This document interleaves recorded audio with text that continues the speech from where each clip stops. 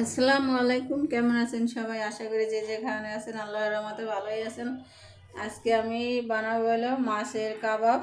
তো এখানে আমি 1 মগ পানি দিছি, পানিটা একটু গরম হয়েছে। গরম হওয়ার পরে এখানে আমি একটু আদা বাটা, একটু রসুন বাটা, 1 চামচ হলুদের গুঁড়া, একটু লবণ দিয়ে আমি মাছটা একটু সেদ্ধ করে নেব, যাতে মাছের একটা আষ্টে গন্ধ থাকে। তার জন্য আমি একটু আদা বাটা, একটু রসুন বাটা দিছি। দিয়ে এখন মাছটা ভালোভাবে আমি সেদ্ধ করে কাটা বেছে নেব। এই যে আমি মাছটা কাটা বেছে নিছি। মাছটার কাটাটা ভালোভাবে বাছতে হবে, নাহলে খেতে গেলে গলায় লাগবো।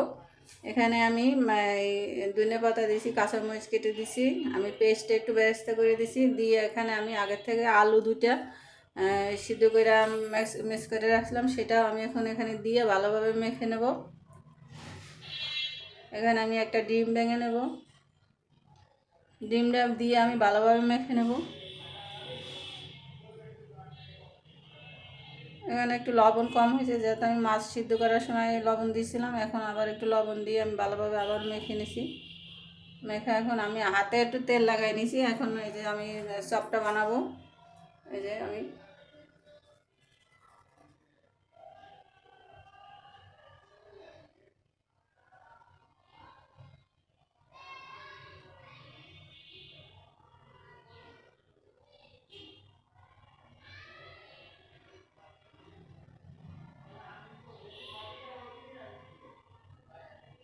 সবগুলো আমার বানানো শেষ। এখন আমি এখানে একটা ফ্রাই প্যানে তেল বসাইছি গরমে। এখানে বেশি তেল লাগবে না, এরকমের তেল দিলে চপটা ভাজা হবে, ডুবা তেল লাগবে না। এই যে আমি এখন একটু একটু করে সবগুলো দিয়ে দেবো। দিয়ে এক পিঠ একটু গোল্ডেন কালার হলে আমি উল্টিয়ে দেবো। আলতু হাতে উল্টাতে হবে, না ভেঙে যাবে। চপগুলো আপনারা বাসায় বানিয়ে খেয়ে দেখবেন, খুবই মজা হয়, খুবই ভালো হয়।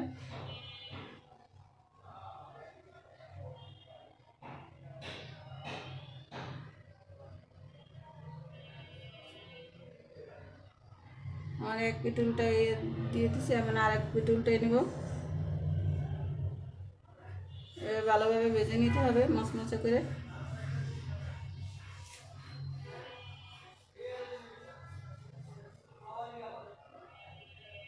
চপগুলো আমার ভাজা শেষ, এখন আমি উঠিয়ে নেব। আসসালামু আলাইকুম, ভালো থাকবেন, সুস্থ থাকবেন, যে যেখানে আছেন। এই যে আমি আপনাদের একটা ভেঙে দেখাইলাম।